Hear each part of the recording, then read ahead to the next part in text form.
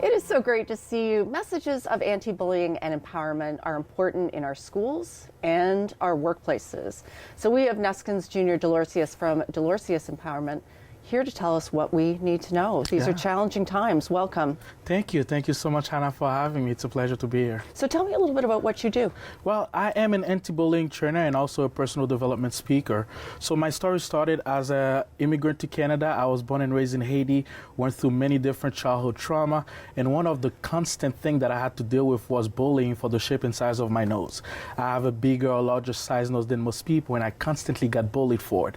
When I share my story in school, I usually go deeper into my situation, so we won't do that now.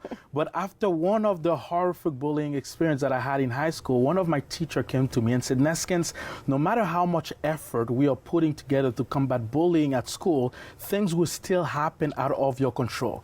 And the way you respond to the things that you cannot control will help you be the hero of your story. And that's pretty much my message, helping students to get their voice back, to be able to be more confident, build resilience, and to be the hero of their story. I love that message because you're absolutely right with what you say. If it's not one thing, it's another thing. It's going to be something else. Yes. So when you're doing a professional workshop, then what kind of messages are you giving? Is it different than when you're talking to students, or do you find it's kind of the bullying's bullying?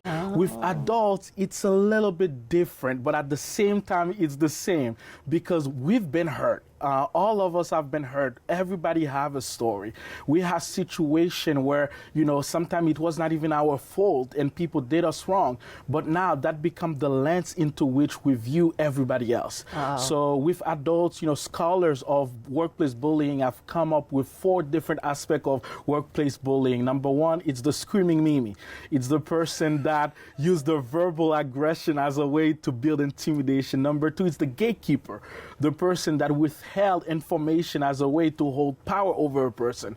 Number 3, we have what we call the two-headed snake. It's the person that is in front of you, they are one person, and behind you, they're a whole other person.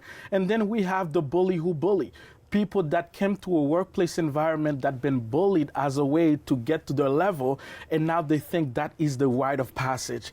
And that is not right, because in today's society, we have enough struggle in just being in this time that we are in. Adding on top of that a work environment that is toxic is not helping people to succeed, especially with the high cost of living. Well, exactly. This has just been fascinating. I think we could go on and on, but unfortunately we've run out of time. I'm so sorry. This has been great. Thank you for coming in. Thank you so much for having me, Anna. It's been a pleasure. It's been my pleasure. Thank you so much. And we are going to go for our very last break, but stay with us. There's more to come. We'll be back in a moment.